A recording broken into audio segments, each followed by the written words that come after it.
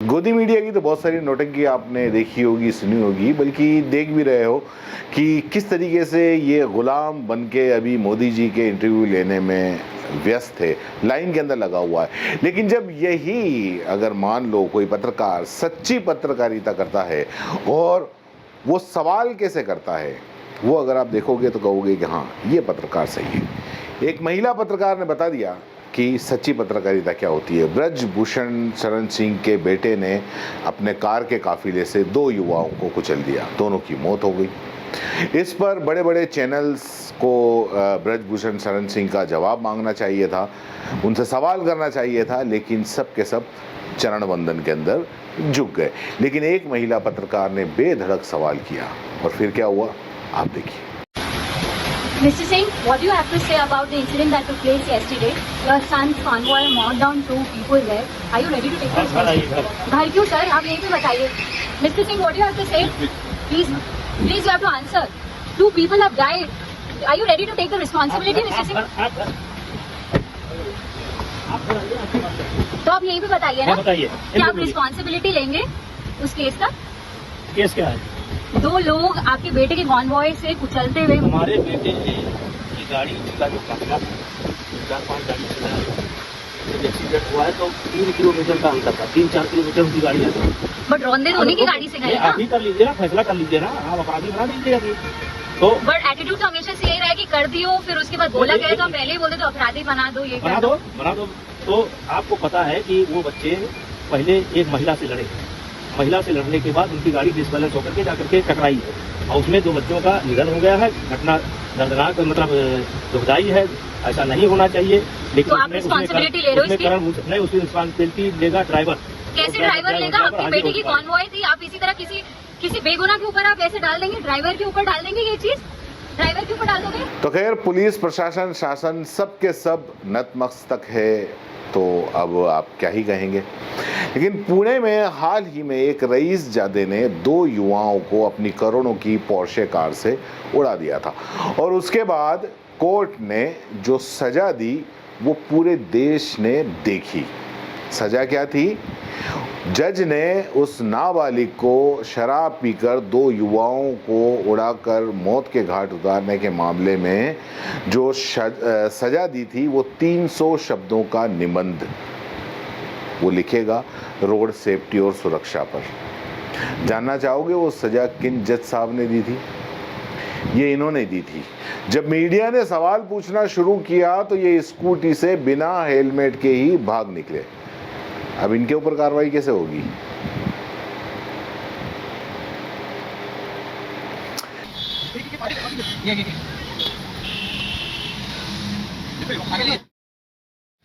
हमारे साथ है एलन धनावड़े, आप देख सकते हैं सर। आपने एक जजमेंट दिया था, कुछ कहेंगे सर? प्लीज सर, 2 मिनट बात करेंगे सर, कुछ कहना है आपको सर? अब मीडिया अगर मान लो सही ढंग से काम करे ना तो ये सारे के सारे नेता, नौकरशाही, ये सब के सब सही हो जाए। लेकिन साला मीडिया ही तो गोद के अंदर खेल रहा है। तो अब क्या है ना कि बहुत उड़ा लिया तुमने हर बात पर मोदी जी का मजाक। कोई भी बात कहें तो मजाक बना देते हो। परमात्मा ने भेजा है, ये बोला तो मजाक बना दिया। गांधी को कोई नहीं जानता, ये बोला तो मजाक बना दिया। अब अगर किसी ने भी हंसी उड़ाई तो फिर देख लेना। अब किसी भी बात पर अगर हंसी आए तो जरा कंट्रोल करो यार, देश के प्रधानमंत्री हैं। अब देखो, आपने नहीं किया, इनको गुस्सा आ गया। अब क्या कह रहे हैं सुन लो। मैं चुप बैठा हूं, इसका मतलब ये समझिए, गलती मत कीजिए मोदी को समझने की। अगर मोदी जिस दिन मुंह खोलेगा तुम्हारी 7 पीढ़ी के पाप निकाल करके रख दूंगा। अब देखना 4 जून का रिजल्ट आ जाए फिर कैसे तुम्हारे कमर के नीचे पुष्ट भाग में मोदी जी डंडे पटकाएंगे। और हाँ, वो गांधी जी वाले मामले में अब मजाक बनाना बंद कर दो मोदी जी का। अब ये मत कहना कि कौन सा गांधी जी वाला मामला, सुन लो। कोई नहीं जानता, माफ करना मुझे। पहली बार जब गांधी फिल्म बनी तब दुनिया में क्यूरियोसिटी हुई, अच्छा ये क्या, कौन है? हाँ, ये इस पर किसी को बोलने की जरूरत नहीं है क्योंकि गांधी जी ने खुद इनको जवाब दे दिया है। जिस राह पे तुम चल रहे हो बेटा, एक दिन पूरी तरह फंसो। अब बात जब वोट की होती है और किसी समझदार आदमी से अगर आप पूछोगे कि आपने किसको वोट दिया, तो वो बिना नाम लिए आपको सब कुछ बता देगा कि उसने किसको वोट दिया। लेकिन जो लॉजिक, जो बात इन सरदार जी ने कही है वो बड़ी गजब है कि भैया अगर वोट देना होगा तो किसी नेता को दूंगा, इंसान को दूंगा, भगवान को थोड़ी दूंगा। अब मोदी जी तो भगवान हो चले हैं, तो फिर उनको कैसे वोट दें? सुनो सरदार जी की मजेदार बात। सर वोट डाल चुके हैं? हाँ जी मैडम। क्या नाम है आपका? Mister A.S. सहानी। प्लीज अपना वोट सर दिखा दीजिए। क्या मुद्दा रहा आपके पास? मुद्दा विदाउट गोइंग इनटू पॉलिटिक्स, आदमी वोट डालता है इंसान को, भगवान को तो नहीं। मोदी साहब भगवान बन गए हैं। अच्छा। बस। तो देखिए, ज्यादा ना बोल करके साफ साफ तो आपको भगवान नहीं पसंद? हमें भगवान, हमारे वोट कंट्री तो इंसान चलाएगा ना, अपने आप को भगवान को अवतार बनाने वाला तो कंट्री नहीं चलाएगा। यही गलती कर रहे हैं वो। किसी मुल्क का प्रधानमंत्री किसी विष्णु का या किसी का अवतार नहीं होता, इंसान है। He is elected head of the state, उसकी रिस्पेक्ट करना हमारा फर्ज है। लेकिन अब वो अपने ही गलत रास्ते पे चल चुके हैं, तो क्या किया जाए। इसके अलावा कोई और मुद्दा रहा कि बेरोजगारी, महंगाई जो सबके लिए मुद्दे रहे? बिल्कुल बिल्कुल, it is a development of our constituency. हमारी कॉन्स्टिट्यूंसी नई दिल्ली है। अब ये पढ़े लिखों वाली बात है, जिनको समझ आ जाए उनको। इसमें 10 असेंबली सीट्स हैं, 10 की 10 इलेक्टेड आम आदमी पार्टी के बंदे हैं, 10 के 10 अच्छे आदमी हैं। कॉर्पोरेट सीट्स हैं यहाँ पर, MCD की 25 में से 21 आम आदमी पार्टी के हैं। अब अगर मैं बेवकूफ़ों की तरह अपनी वोट डालता हूँ तो मेरी तो फाइल LG रोक देगा, काम तो करेगा नहीं। तो ये चीज़ें हमें 10 साल में समझ आ गई है। वोटर बहुत इंटेलिजेंट हो गया और it is without going into community. बाकी हमें हिंदू मुसलमान नहीं करना, हमें मंदिर मस्जिद की लड़ाई नहीं करनी। हमारे आने वाले बच्चों को आज की डेट में नौकरी चाहिए, जॉब्स चाहिए, बिजनेस अपॉर्चुनिटीज चाहिए। वो सब मुद्दे खत्म हो चुके हैं, बैक बर्नर पे जा चुके हैं और नए मुद्दे। क्या लगता है दिल्ली वाले मुद्दे पे वोट कर रहे हैं? बिल्कुल जी, मुद्दों पे ही वोट होनी चाहिए, मुद्दों पे ही वोट होनी चाहिए। That's the right thing. क्योंकि 65% वोटर जो है हमारा बिलो 35 है। अगर उन्होंने भी काला चश्मा पहन लिया और हिंदू मुस्लिम। वैसे वोट के लिए तो पता नहीं क्या क्या करना पड़ता है, साक्षात पैरों में गिरना पड़ता है। और फिर कुछ भी कहो, अपने साहेब की जो एक्टिंग है ना, एकदम मस्त है। मतलब कहीं से भी अगर मान लो कोई कमी हो तो बताओ।